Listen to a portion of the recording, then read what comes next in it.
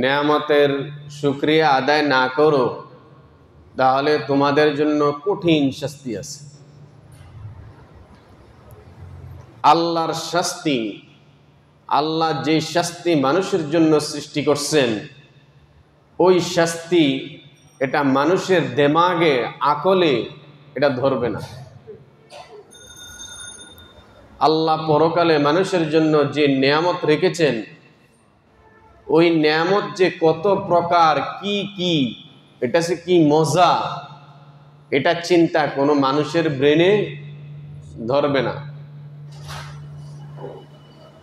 কোনো মানুষ চিন্তাই করতে পারবে না জান্নাতের মধ্যে আল্লাহ মানুষের জন্য কি ধরনের নেয়ামত রেখেছেন। আবার কোনো মানুষ চিন্তাই করতে পারবে না আল্লাহ মানুষের জন্য জাহান্নামে কি শাস্তি রেখেছেন। তো নেয়ামতের শুকরিয়া আদায় করলে আল্লাহ বলেন তোমাদের নেয়ামত আমি আল্লাহ দিন দিন বৃদ্ধি করব।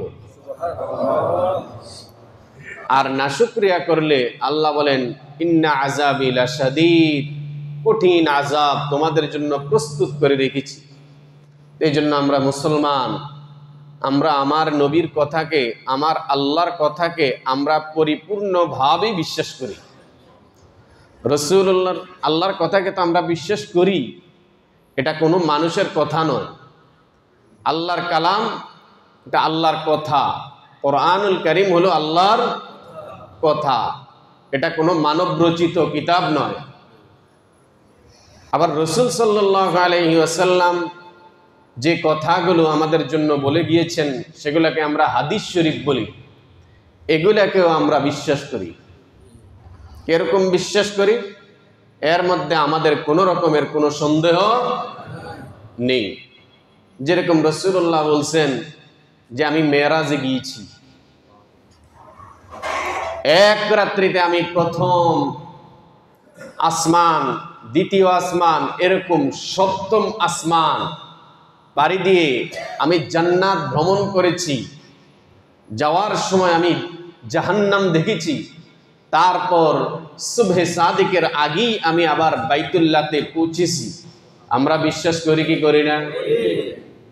রাসূলুল্লাহর এই মেরাজ সশরীরে হয়েছে, এরকম না যেটা স্বপ্নতে হয়েছে।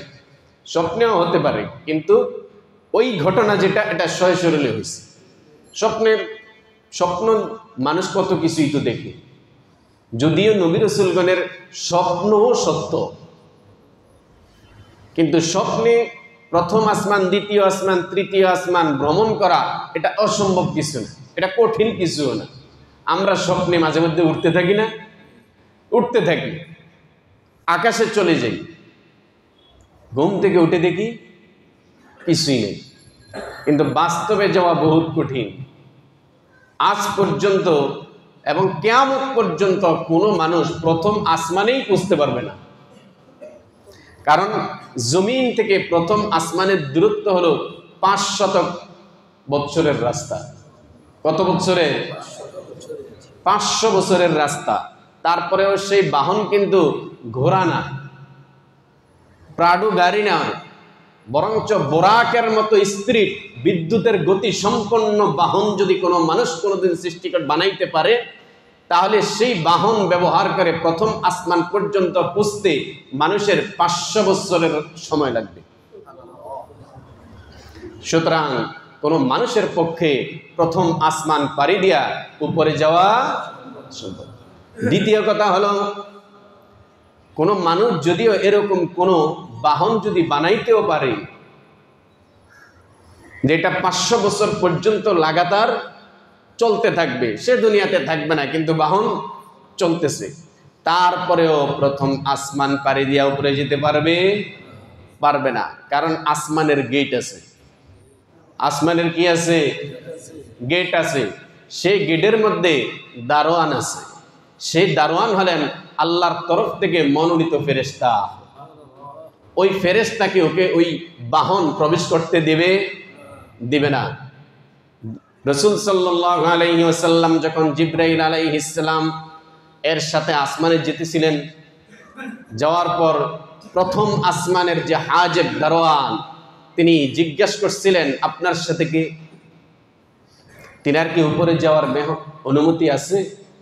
তখন জিবরাইল আলাইহিস সালাম বলছেন তিনি হলেন আল্লাহ তাআলার মনোনীত, আল্লাহর দাওয়াতি সর্বকালের সর্বশ্রেষ্ঠ মেহমান।